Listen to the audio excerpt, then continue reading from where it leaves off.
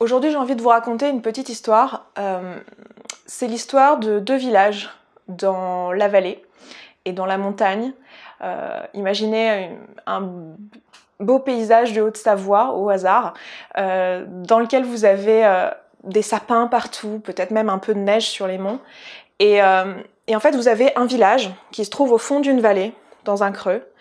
Et vous avez un autre village qui, lui, est en haut de la vallée et qui se trouve être bizarrement séparé en deux et sur les deux parties de la vallée. Et du coup, pour accéder d'une partie à l'autre, on a construit un pont pour pouvoir traverser. Et en dessous de ce pont, il y a le village du fond de la vallée.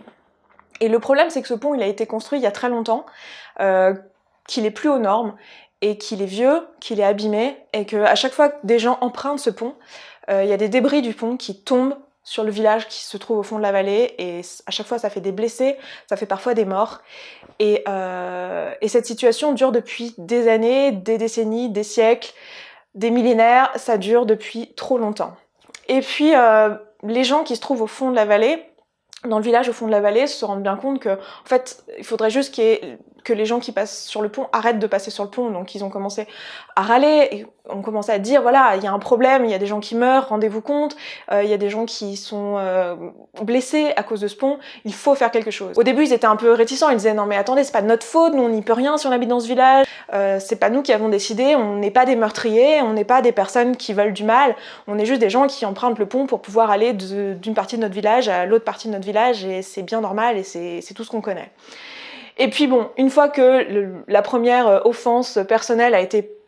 On a pris un peu de recul, l'ensemble des villageois, que ce soit ceux du premier village au fond de la vallée et ceux du deuxième village en haut de la vallée, ils se sont tous dit comme un accord que effectivement c'était peut-être un peu un problème ce pont, et qu'en plus ça pouvait aussi être dangereux pour les personnes qui le traversent tous les jours, puisque visiblement ce pont il s'effrite, il est un peu dangereux, et que du coup ça vaudrait le coup de arrêter d'utiliser ce pont et d'en construire un autre, ou tout simplement de construire une route, parce que maintenant on sait construire des routes pour traverser de l'autre côté de la vallée et creuser dans la montagne, et on n'a plus besoin d'utiliser ce pont.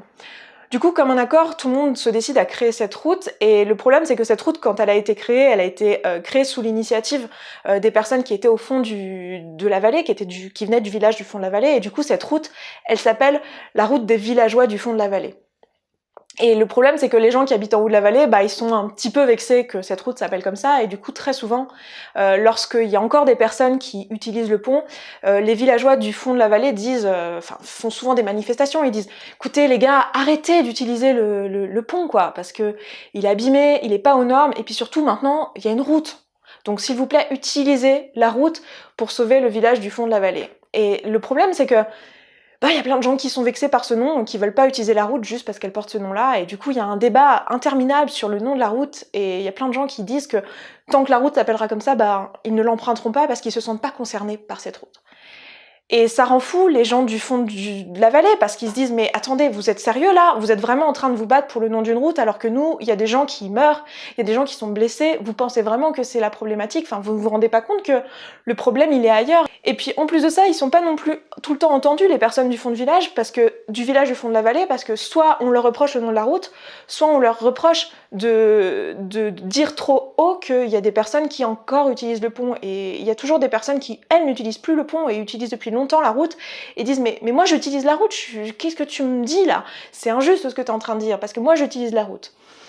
Et du coup c'est fatigant pour les villageois du fond de la vallée, parce qu'ils ont l'impression qu'on ne comprend pas que tant qu'il y aura encore des personnes qui utiliseront le pont, tant qu'il y aura encore des personnes qui souffriront, qui seront opprimées et qui seront blessées à cause de ce pont qui s'effrite, eh bien il y aura encore des personnes pour râler et pour dire écoutez, arrêtez et utilisez la route. Vous l'avez compris, cette petite histoire, c'est pas une petite histoire au hasard, c'est une métaphore de la société d'aujourd'hui. C'est une métaphore d'une société qui est sexiste dans son système. La société, c'est l'ensemble de tout ce que je viens de vous décrire, c'est à la fois les deux villages, le pont, la route, tout ça c'est notre société. Le village du fond de la vallée, ça représente le groupe opprimé dans notre société qui est les femmes. Alors c'est pas le seul groupe opprimé, en fait il y a plein d'oppressions dans notre société qui sont systémiques. Donc une oppression systémique, ça veut dire une oppression qui est menée par le système et pas par des individus. C'est le système en lui-même qui est oppressant et qui est discriminatoire. Tu constates que dans ton évolution dans la société, le fait d'être une femme est un frein. Le groupe des hommes est représenté par les villageois qui se trouvent en haut de la vallée.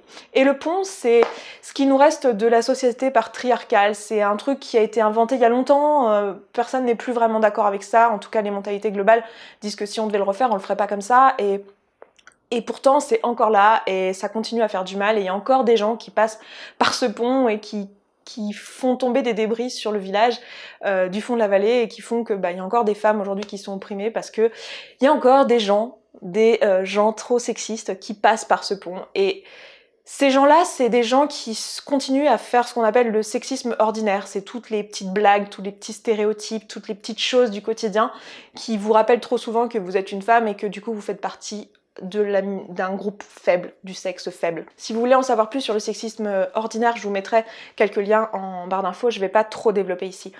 Mais donc ça, c'est la société actuelle. Et en fait, on se rend compte dans la société actuelle que très souvent, lorsqu'on parle de féminisme, beaucoup de gens nous disent « mais en fait, il n'y a plus besoin de féminisme, en tout cas pas en France, pas dans les pays développés, pas dans les pays... développer, c'est pas vraiment le bon mot, mais pas dans les pays où les droits de l'homme sont appliqués, c'est-à-dire pas dans les pays où les gens naissent égaux en droit. Aujourd'hui, en France, par exemple, pour parler que de ce que je connais, c'est interdit de payer de manière inégalitaire un homme et une femme. Sauf qu'on se rend compte qu'en pratique, eh bien, les femmes sont moins bien payées et que leur évolution de carrière est largement en deçà. Encore une fois, je développe pas ici, mais je vous mettrai des chiffres dans la barre d'infos, donc n'hésitez pas à aller vérifier ce que je suis en train de vous dire. Et effectivement, tout ça n'est plus d'actualité parce qu'il y a des lois, et les lois, ça représente la nouvelle route. La route qui est proposée dans cet exemple, dans cette métaphore que je vous ai proposée, cette route que beaucoup de gens empruntent, mais pas tous. Et les féminismes, ce sont les villageois du fond du village qui râlent un peu et qui disent écoutez, ça serait bien que vous utilisiez vraiment tous la route, quoi. Pourquoi on a ces droits-là, on devrait les appliquer, et pourquoi il y a encore trop de gens qui sont sexistes, et pourquoi il y a encore des gens qui utilisent le pont, quoi. Pourquoi? Et à chaque fois que ces féministes, elles prennent la parole, et on leur dit tout le temps les mêmes choses. La première chose, c'est que le mot féminisme, il est pas approprié, qu'il est pas bien, parce que ça donne l'impression que c'est des femmes qui veulent défendre les femmes et qu'on veut taper sur les hommes. De la même manière que les villageois sont du haut de la vallée sont pas contents parce que la route, elle s'appelle sauver les villageois du fond de la vallée. Sauf que effectivement, au départ, le but de la route était de sauver les villageois du fond de la vallée. Et effectivement, les villageois du haut de la vallée aussi sont avantagés par l'existence de la route, parce qu'effectivement, eux aussi, ils pouvaient avoir des problèmes en prenant le pont. Eux aussi, ils sont oppressés par ce pont. Évidemment que les hommes aussi reçoivent du sexisme par le système, mais disons que c'est pas eux qui sont au fond du village, c'est pas eux qui sont au fond de la vallée, c'est pas eux qui meurent, c'est pas eux qui sont le plus opprimés par ça. Et du coup, porter le débat sur le nom de la route, porter le débat sur le mot sexisme ou égalitarisme, finalement, c'est un peu déplacer le problème à un autre endroit, et c'est pour ça que ça peut être c'est pour ça que c'est très frustrant pour la plupart des féministes qui essayent juste de faire entendre que, en fait, il y a encore un problème et qu'il y a encore des femmes qui sont opprimées.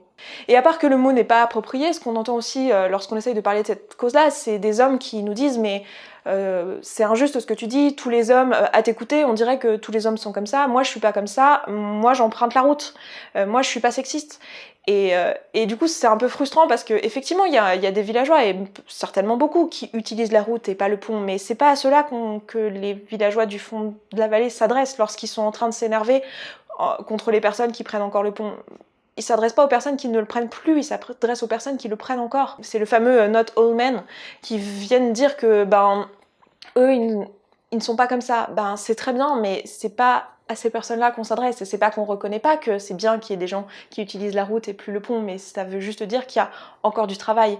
Et du coup, s'entendre dire que le féminisme ne sert à rien, c'est un peu frustrant parce que quand on est dans le village, au fond de la vallée, eh bien, on sait que ça sert encore, on voit très bien les débris nous tomber dessus. Alors peut-être que c'est pas visible du haut de la vallée, peut-être que les gens qui sont du haut de la vallée ne s'en rendent pas compte parce qu'il y a encore que quelques personnes qui passent par ce pont, mais en réalité, ça fait encore mal. Un autre argument aussi pour nous dire que le féminisme ne sert plus à rien, c'est quand on nous pointe du doigt des personnes, des femmes qui ont eu une vie, qui sont présidentes, ou qui ont une carrière exemplaire, ou qui sont actuellement à des postes à responsabilité. On nous dit, vous voyez, c'est possible, en fait, il n'y a pas d'oppression. C'est un peu comme nous dire, regardez, il y a quelques villageois du fond de la vallée qui en fait n'ont pas été touchés par le pont parce qu'ils avaient du bol, ils habitaient sur les côtés peut-être, et du coup ils recevaient pas les débris. Oui, effectivement, tout le monde au fond de la vallée n'est pas blessé, et que quelques personnes aussi dans les villages en haut de la vallée sont aussi blessées par le pont, mais si on regarde là ensemble, si on regarde la majorité, ben on s'aperçoit que le groupe le plus blessé, c'est quand même celui qui est au fond de la vallée. Donc qu'est-ce que je veux vous dire dans cette vidéo? Ce que je veux dire dans cette vidéo, c'est que le sexisme, c'est quelque chose qui existe encore, que c'est un peu sournois, qu'on le voit pas forcément, et que on peut vite minimiser le discours concernant les luttes contre les discriminations de genre, lorsque on remarque qu'il y a des femmes qui effectivement se frayent un chemin dans la société, et c'est tant mieux, il y en a de plus en plus, et c'est tant mieux parce que tout ça tend à s'améliorer. Mais on n'y est pas encore parce qu'il y a encore des gens qui empruntent le pont, donc on a encore du travail. Et en fait, le sexisme, c'est pas juste quelques relous qui font des remarques et des blagues sexistes qui sont absolument pas drôles. C'est pas ça en fait. C'est l'ensemble d'un système duquel on fait tous partie. Même en tant que femme, on fait partie de ce système qui est oppressant, et ce que je propose ici, c'est de se rendre compte de ça, de s'apercevoir qu'il y a encore du travail, que c'est pas la faute, c'est à la fois la faute du système et à la fois la faute de tous les individus qui en font partie, c'est-à-dire que chacun d'entre nous, on peut arrêter de prendre le pont en fait. Chacun d'entre nous, on peut commencer à prendre la route et informer les gens que la route existe et qu'on peut passer par la route et qu'il est possible de le faire et que ça va être de plus en plus facile de le faire. Ce que j'ai aussi envie de dire dans cette vidéo, c'est que le sexisme, ça existe encore, et ça existe encore même dans nos pays. Alors bien sûr, c'est encore pire à l'extérieur, parce qu'il y a encore des pays où les femmes sont tuées, oppressées en permanence. Et je dis pas qu'en France tout va bien, non, au contraire, c'est pour ça qu'il y a cette vidéo. Mais le sexisme, c'est une réalité, et c'est une réalité du quotidien, et je pense que si vous avez la chance de pas vous en apercevoir au quotidien, eh bien, croyez les personnes qui vous disent: moi je vis au fond du village et je les vois, les morceaux de pont me tomber sur la gueule tous les jours, croyez-les quoi. Et si vous les croyez pas, allez les mesurer, allez au fond du village et allez regarder par vos propres yeux. Regardez, informez-vous sur internet, regardez les personnes qui en parlent. Je vous mettrai des liens avec des sites où on parle du sexisme ordinaire quotidien, on parle de tout ce qui existe, et c'est pas un truc qui est inventé, je veux dire, il n'y a pas une conspiratie de toutes les femmes du monde qui se sont liguées et qui se sont dit: on va raconter un énorme mensonge à toute la planète en disant que on est un groupe opprimé. Les chialeuses, c'est un mythe, ça n'existe pas. La raison pour laquelle il y a des femmes qui sont fatiguées et qui en ont marre et qui râlent, c'est parce que elles sont là. C'est comme ces villageois du fond du village et qui disent: s'il vous plaît, arrêtez de passer par le pont, s'il vous plaît, passez par la route. Et qu'il y a encore des gens qui disent: oui, mais moi je passerai que par la route uniquement quand elle s'appellera plus comme ça. Voilà, c'est ça. C'est juste qu'on est fatigué en fait. Et c'est pas contre les hommes qui communiquent à propos de l'existence de cette route, c'est pas contre les hommes qui empruntent cette route, c'est contre tout le reste en fait, et contre toutes les personnes qui pour l'instant continuent d'utiliser le pont. Donc le message, c'est ça, le sexisme, ça existe encore, et il est systémique, et la meilleure façon de lutter contre, c'est d'en parler et de s'apercevoir que nos comportements peuvent être améliorés. J'ai pas fait ici un détail vraiment précis de tous les comportements et comment se manifeste le sexisme au quotidien. Il y a eu plein de hashtags récemment sur internet, il y a eu le MeToo, il y a eu le balance ton porc, même si j'étais pas super fan du balance ton porc qui en plus d'être sexiste, il est spéciste, mais enfin bon, peu importe. Mais en tout cas, c'est un sujet que vous ne pouvez pas rater si vous vous informez un peu sur les réseaux sociaux. Je vous mettrai quelques liens. En ce moment, il y a Carolina de la chaîne Acarologie qui fait toute une série sur le féminisme, donc je vous laisserai aller voir ses vidéos aussi. Et n'oubliez pas aussi, je ne l'ai pas encore mentionné, mais qu'aujourd'hui, c'est la journée nationale de lutte contre le sexisme. Donc n'hésitez pas à en profiter pour partager un maximum de contenu sur les réseaux sociaux et n'hésitez pas à en parler autour de vous, même si bien sûr vous pourrez toujours le faire demain. Et je vous encourage à continuer à le faire demain et à parler de ce sujet-là autour de vous, parce qu'on a encore du travail même si on avance. Donc voilà, je m'arrête là, je vous embrasse et je vous souhaite une excellente journée. Ciao ciao.